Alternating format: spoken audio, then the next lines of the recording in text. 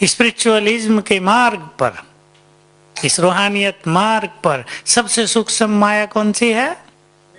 मान की इच्छा, जो अनेकों को शांत नहीं रहने देती, जो अनेकों को संतुष्ट नहीं रहने देती, वो सूक्ष्म है। वो कभी कभी उनको भी पता नहीं होता जिनको वो इच्छा हो रही है, वो सोचते हम तो ठीक हैं। और ये स्पिरिचुअलिटी के मार्ग पर सबसे बड़ी बाधा है। गीता में भी है ये बात। योग भी जो योगी निष्काम भाव से करते हैं, विश्व कल्याण के लिए करते हैं, वही सर्वश्रेष्ठ योगी हैं। हमारा योग, हमारी योग की लाइट वाइब्रेशंस विश्व का कल्याण करें। देखिए अपना भी कल्याण कर रहे हैं, पर इसको हम कंप्लीटली टर्न कर दें विश्व कल्याण के लिए। आत्मा को भी प्योरीफाई कर रहे हैं, परंतु ये विश्व कल्याण में हम लगा दें तो हमारा कल्याण उसमें स्वतः ही समाता रहेगा। तो चेक करें सभी, आपको बच्चों की चिंता है, बीमारियों की चिंता है, भविष्य में होने वाली किसी घटना की चिंता है, अपने प्रमोशन की चिंता है, नौकरी न मिलने की चिंता है, या बच्चों के इतने नंबर आने चाहिए वो चिंता है, या समाज में हमारा नाम न खराब हो जाए वो चिंता है, समाज हमें क्या कहेगा, हमारे फ्रेंड्स और रिलेटिव्स क्या कमेंट्स करेंगे उसकी चिंता है। ये सब बहुत प्रैक्टिकल चीजें भी हैं, लेकिन इन सभी चिंताओं को क्या कर दें? तेरा। ये बात भी कईयों को बहुत चिंतित करती है। समाज, अपने पे ध्यान कम, समाज पे ध्यान ज्यादा। मैं कुमार कुमारियों को कहता हूं जो बाबा के हैं, समर्पित वालों की बात नहीं है, कि आजकल के कुमार कुमारियां बाहर पाप करने के समय चिंता नहीं कर रहे हैं कि समाज क्या कहेगा, कर रहे हैं। माताएं जानती है ना, एक जगह हम प्रोग्राम में थे अभी अभी, तो एक बहन ने भाषण में गिनाया कि कलयुग के अंत के ये लक्षण होंगे, शास्त्रों में लिखा है। तो उसने गिनाया कि कन्या अपने मुंह वर मांगेगी। प्रोग्राम पूरा हुआ, एक बहुत अच्छा व्यक्ति आया, कहा बहन जी आपने ठीक कहा, कन्या अपने मुंह वर मांगेगी, लेकिन ये तो लगता है कलयुग के अंत से भी बात आगे बढ़ गई है कि क्या, कि कन्याएं मुंह वर मांगना तो छोड़ो, वर को लेके भाग रही हैं। अब वो समाज की ग्लानि की चिंता नहीं करती, माँ बाप को रोता हुआ छोड़ के भाग जाती हैं, और फिर 1-2 साल में परेशान होकर रोती हुई वापस आ जाती हैं, क्योंकि लव मैरिज सफल नहीं होती। बहुत कन्याओं ने किया, किससे प्यार किया, उसके साथ भाग गई, जब गई तो देखा इसको तो एक छोटी सी झोंपड़ी है जंगल में, जाते दिमाग ठिकाने आ गया। माँ बाप ने कह दिया था वापस नहीं आना हमारे घर में जा रही हो, तो पता चल गया प्यार क्या होता है। ये प्यार अंधा। जब उस अंधे प्यार में लोग समाज की चिंता नहीं कर रहे, सोचो कुमार कुमारियां पवित्र बनने के लिए, भगवान की आज्ञा पालन करने के लिए, संसार का कल्याण करने के लिए, अपने जन्म जन्म का भाग्य बनाने के लिए क्या समाज की चिंता करनी चाहिए? क्या समाज कभी खुश होता है? क्या समाज ने सत्य के मार्ग पर चलने वालों को साथ दिया है? दिया है? आज तक विरोध किया है।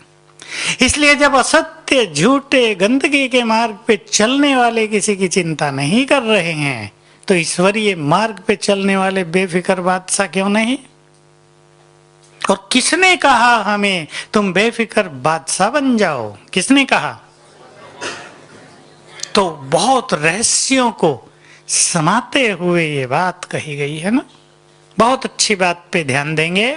समस्याएं हमारे सामने हैं, निश्चित रूप से व्यक्ति को उनकी चिंता होती है, क्या होगा, कहीं ऐसा ना हो जाए। अपना एक कामना होती है, अपना एक टारगेट होता है, उसको लेकर मनुष्य चिंतित अवश्य रहता है, परंतु सूक्ष्म रूप से इसके एक्सपेरिमेंट करेंगे आप कि बातें जब हमारे सामने हैं तो हम जरा निश्चिंत रहकर देखें, कुछ समय थोड़ा डिटैच हो जाएं उन समस्याओं से और बेफिक्र बादशाह बन जाएं और बाबा को दे दे, तेरा तेरा माना अर्पित कर दें, तुम संभालो, और उसमें विश्वास रखते हुए निश्चिंत होके देखें समस्याएं कितनी जल्दी समाप्त होती हैं। सब इसका अनुभव करेंगे। तो समस्याओं के बारे में चिंतित रहने से समस्याओं में वृद्धि होती है, और समस्याओं के सामने निश्चिंत बेफिक्र नशे में परमात्म साथ की स्मृति में रहने से समस्याएं खत्म होंगी। ये सभी अनुभव बढ़ाएं। ये अनुभव बहुत सुंदर चीज होंगी, और ये होगा हमारी संकल्प शक्ति के द्वारा, क्योंकि चिंताओं में मनुष्य के बहुत सारे संकल्प चले जाते हैं। बाबा ने हम सबको बहुत अच्छी बात दे दी, फॉलो फादर। बेफिक्र बादशाह रहने में फॉलो फादर। बाबा की 8 पॉइंट निकाल सकते हैं, जहां बाबा बेफिक्र बादशाह रहे, मस्त रहे, कोई चिंता नहीं, खाने को अन्न नहीं है, लेकिन बाबा एक बल एक भरोसे है, जिसके बच्चे हैं वो खिलाएगा। उसके अपने प्रिय बच्चे उसे छोड़ के जा रहे हैं, और बाबा निश्चिंत है। किसी के 4 बच्चे और 2 छोड़ के जाने लगे, माताओं का हाल बुरा हो जाता है, आधी मर जाती हैं माताएं। और बाबा के वो बच्चे, आप सोचो, जिनको 14 साल उसने बहुत प्यार किया, जिनको बड़े से छोटे से पालकर बड़ा किया, जिनको अपने हाथ से भोजन खिलाया, जिनकी हर तरह से केयर की, जिनके सुंदर भविष्य के सपने देखे थे, वो उसको छोड़ के गाली देते हुए, फूल चढ़ाते हुए नहीं, गाली देते हुए, बदनामी करते हुए चले गए। ऐसे में भी बाबा अचल अडोल। ये था ज्ञान का प्रकाश और माइट का प्रकाश, और शिव बाबा पर संपूर्ण विश्वास। शुरू की बात देखो, तब बाबा अकेला था, यज्ञ स्थापित हुआ, प्योरिटी को लेकर, ज्ञान भी कुछ अलग है अपना, उसको लेकर समाज ने संपूर्ण रूप से विरोध किया। बाबा को मारने के भी प्रयास किए गए, हर तरह से उनको वो शब्द भी बोले गए जो एक मनुष्य को बोलने नहीं चाहिए, जो एक रॉयल व्यक्ति के लिए सबसे बड़ी अपमान की बात होती है। लेकिन बाबा जैसे वो चीज उसको आ ही नहीं रही थी, पाना था सो पा लिया। अब ये मान शान, ये लोगों की अप्रिसिएशन, इसकी कोई कामना नहीं। सुनी है ना कहानियां, बाबा कैसे अकेला चल डोल होकर चला। बाकी मामा साथ थी, छोटे थे, ये सब छोटे थे ना, छोटों को क्या पता होता है, 15 साल 16 साल, 2-4 माताएं 20 22 25 साल की। बाकी भाई जो आए थे, अब उनमें तो इतना बल नहीं था ना, तो अकेला, और अकेले के साथ सर्वशक्तिवान और बेफिक्र बादशाह। तो देखो, सारे समाज को, ऐसा भी कह सकते हैं, सारे संसार को झुकना पड़ा। बाबा ने अपने सिद्धांतों को नहीं छोड़ा, समझौता नहीं किया। जाने वाले जिसको जाना है चले जाओ, शक्तिशाली आत्माएं मुझे चाहिए। सोचो, आप सेवाएं प्रारंभ की, सेवाओं में जहां तहां विरोध, कुछ ऐसे समाज, कुछ ऐसे संप्रदाय जिन्होंने विरोध किया बहुत सारा, ये कन्याएं, ये लड़कियां हमें क्या ज्ञान देंगी। सन्यासी तो एकदम विरोधी हो गए, और भी कई मठ पंथ वाले विरोधी हो गए। बाबा के पास पत्र लिखती थी बहनें, तब ये साधन तो नहीं थे जो आज हैं, पत्र आएगा 15 दिन में। बाबा कभी समझौता नहीं करते थे। सुनिए कहानी, दिल्ली में गौरीशंकर मंदिर, बहनों को वहां ठहराया हुआ उसने, सेठ जी का मंदिर था। लोग आते थे, सत्संग चलता था छोटा सा, कल्प वृक्ष का चित्र लगा हुआ था। कल्प वृक्ष के चित्र पर एक पर्ची पर लिखा हुआ वो चिपकी हुई थी रामायण इज ए नॉवेल। अभी लोगों का ध्यान नहीं जा रहा था, भावना से लोग आ रहे थे क्योंकि बाबा साक्षात्कार कराते रहते थे।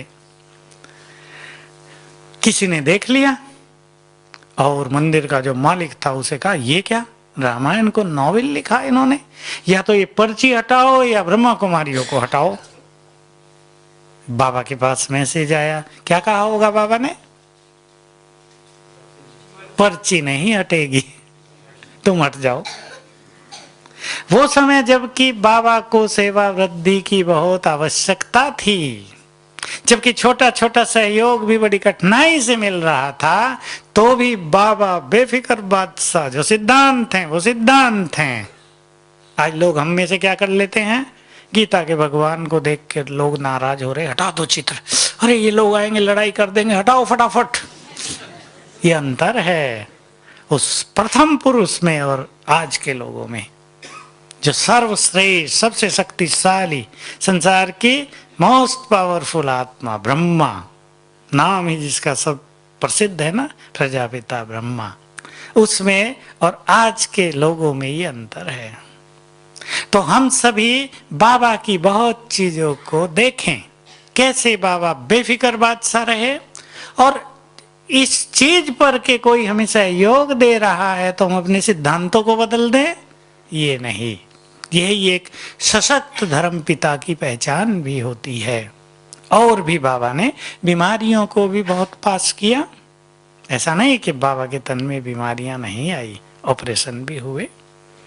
हम तो सुनते थे सब जब हम समर्पित हुए, जो बहनें दादियां बाबा के साथ थी उसमें से एक भोली दादी हमारी इंचार्ज थी, वो हमें सुनाया करती थी बाबा को भी कैसे कष्ट होते थे बीमारियों के, लेकिन बाबा की स्थिति कभी बिगड़ी हुई किसी ने नहीं देखी।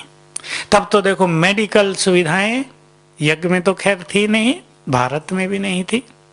किसी को यूरिन की तकलीफ हो जाए तो बहुत कष्ट उसको झेलने पड़ते थे, आजकल तो बड़े साधन है ऑपरेशन के। उन कष्टों में से गुजरते हुए भी बाबा ने अपनी स्थिति को आदर्श बनाए रखा सबके लिए, क्योंकि अगर बाबा की स्थिति हिलती है तो पूरा यज्ञ हिलता है, पूरा यज्ञ हिलता है तो पूरा कल्प वृक्ष हिलता है। तो ऐसे बाबा से हम बहुत चीजें सीखते हैं। साधनाओं के मार्ग पर बाबा रहे, आप सब अपने अपने अनुभवों से जानते हैं, साधना सभी से नहीं होती। योग तपस्या सिखाते हैं, मैं लोगों से पर्सनल कराता हूँ, एक हफ्ता करके कहते हैं भाई मन नहीं लग रहा, अरे बोरियत हो रही, इसमें तो छोड़ दो फिर करेंगे थोड़ा, रोज सवेरे हमसे नहीं उठा जाता, तो बड़ा मुश्किल हो गया, तभी तो नींद अच्छी आती है।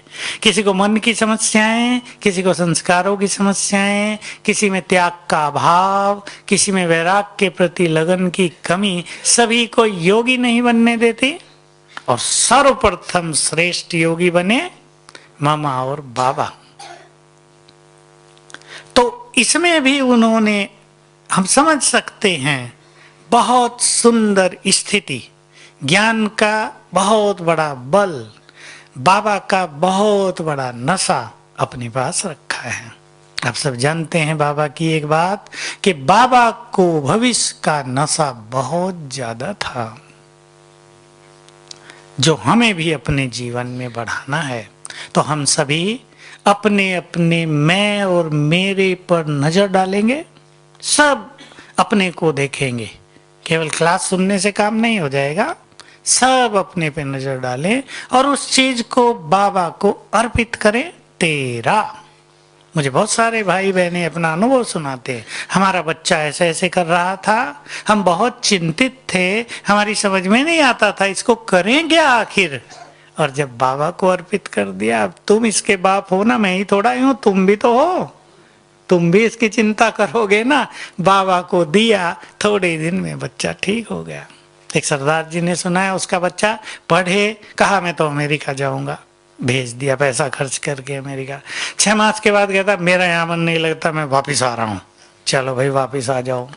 फिर एक बैंक में नौकरी मिली, चलो बैंक में बहुत अच्छा मन लग गया। 3 मास के बाद कहता मैं इनके साथ काम नहीं करूंगा, छोड़ दो, छोड़ दिया। शादी के बारे में भी ऐसे ही झंझट डालता रहा, तो बेचारा परेशान हो गया। सरदार जी कहा बाबा अब ये तुम्हारा बच्चा है, मेरा नहीं, संभालो। 2-3 मास में ऐसा अच्छा सेट हुआ, संतुष्ट हुआ, परिवार भी खुश, बच्चा भी खुश। तो देखिए दिखाई देता है हम चिंतित होकर भी कुछ नहीं कर सकते, या कर सकती है माताएं, और बाबा के हाथ में सौंपने से वो सब कुछ कर देता है। तो बाबा को पहचान लें, अपनी शक्तियों को भी पहचान लें, फॉलो फादर भी करेंगे, और बेफिक्र बादशाह हम सबको होना है। तब हम क्या कर पाएंगे? तब क्या कर पाएंगे हम भविष्य में? विश्व की चिंताओं को हरने वाले बन जाएंगे। ये बड़ा काम करना है। मेरे पास डॉक्टर्स आते रहते हैं आजकल। आज भी एक डॉक्टर बहन आई थी, मैंने उससे पूछा, साइकेट्रिक है वो, बच्चों की और बड़ों की भी। मैंने उनसे पूछा दवाइयाँ काम करती हैं? तो आजकल सभी डॉक्टर कहते हैं कि दवाइयों का इफेक्ट कम होता जा रहा है, और मुझे ऐसा लग रहा है थोड़े समय में दवाइयाँ काम नहीं करेंगी, क्योंकि मनुष्य के अंदर की जो वाइटल फोर्स है ना, जो ग्रहण शक्ति है, वो नष्ट होती जा रही है विकारों के कारण, कमजोर संकल्पों के कारण। इसलिए बाबा ने कह दिया दवाई निकालो। मेरा बाबा कितनी सुंदर दवाई है। हम सबके पास ये दवाई है, लेकिन इसको अपने नशे में और गुड फीलिंग में ले आए। केवल कहने की बात नहीं है मेरा बाबा, फील हो जाए जो भगवान है वो मेरा है और मेरे साथ है, मेरी जीवन की हर जिम्मेदारी उसके ऊपर है। किसी के जीवन को राजा संभाल रहा हो तो वो चिंतित क्यों होगा कि कहां से बच्चों को पढ़ाऊंगा, कहां से भोजन खिलाऊंगी, कैसे इनकी शादी होगी? चिंता होगी राजा जो संभाल रहा है। और जिनको भगवान संभाल रहा हो, सभी सोच लें, जिनकी पालना की जिम्मेदारी स्वयं विश्व की जिम्मेदारी उठाने वाले ने ले ली हो, वो चिंतित क्यों? तो सभी बेफिक्र बादशाह बन जाएं तो सबके फिक्रों को हरने वाले बन जाएंगे। एक लक्ष्य और बना लें सभी, हमें सबकी बिगड़ी को बनाना है, किसी की बनी हुई को बिगाड़ना नहीं है। गहन टॉपिक है बहुत। दूसरे की खुशी को डिस्टर्ब कर देना माना हमने उसकी बनी हुई बिगाड़ दी। किसी की स्थिति में डिस्टरबेंस पैदा कर देना हमने बिगाड़ दिया। तो क्या होगा? क्या होगा? बिल्कुल एक सृष्टि का अटल नियम याद रख लें, जो काम दूसरों के लिए हम करते हैं वही काम हमारे लिए भी कोई करेगा। हम किसी का द्वार बंद करते हैं, हमारे द्वार बंद करने वाले भी मिलेंगे। ये अटल नियम है इस सृष्टि रचना का। हम किसी की ग्लानि कर रहे हैं, हमें भी ग्लानि सुननी पड़ेगी। रोज हम देखते हैं, हम मीठे वचन बोलें तो कैसे सुनेंगे? कड़वे बोलें तो 2 की बजाय 4 सुनेंगे ना। ये तो नहीं ना कड़वे हम बोलते रहे और दूसरा सुनता ही रहेगा, ये तो सदा नहीं होगा, 10 सुनाएगा ना इकट्ठा ही। इसलिए हम अपने को ऐसा बनाएं कि जैसा हम अपने से व्यवहार की कामना करते हैं वैसा ही व्यवहार करने भी लगें। तो सभी बेफिक्र बादशाह, जब तक बाबा आए हम दिखाएंगे, हमें कोई चिंता नहीं। एक भाई ने बहुत अच्छा अनुभव सुनाया कल मुझे मधुबन में क्लास से पहले, उसी की अनुभव से मैंने कल क्लास शुरू की। कहा आज मैंने सारा दिन बार बार याद किया, ये भी तेरा, बात आई ये भी तेरी, तीसरी बात आई तेरी, ये हुआ तुझको अर्पण। कहा मैं सारा दिन मगन रहा हूं आज। तो 2013 में सब कुछ तेरा, उसमें अपनी मन की चिंताएं, जीवन की समस्याएं, बच्चों की परेशानियां, देह की बीमारियां, संस्कारों की कठिनाइयां, सब तेरा। गुंजा दें अपने मन में, सब तेरा और तू मेरा। बस मस्त फकीर, कोई चिंता नहीं, संसार में ऐसे जिए जैसे बादशाह हैं हम। स्वामी राम तीर्थ कहते थे ना, उसने अपना नाम ही रख लिया था, राम तो बादशाह है। जंगल में जा रहा था ना, शेर आ गया था, शेर को देखकर वो रुका ही नहीं, चलता रहा, तू जंगल का राजा और मैं भी बादशाह, राम भी बादशाह, आओ दोनों गले मिलेंगे। देख लो बहादुरी। और शेर बेचारा पीछे मुड़ा और चला गया। ये उसकी सत्य घटना है। इतना मस्त रहता था, राम तो बादशाह है।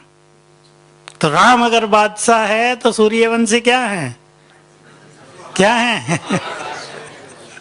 तो जब एक अच्छा सन्यासी, राम तीर्थ भी विवेकानंद के आसपास के बहुत अच्छे सन्यासी हुए हैं, तो जब एक सन्यासी मस्त रह सकता है, शेर को देखकर भी जो चिंतित नहीं हुआ मृत्यु से, तो जिनके ऊपर भगवान की छत्र छाया है, न उन्हें भय न चिंता। कल की मुरली में ये भी था, भय बहुत बढ़ने वाला है।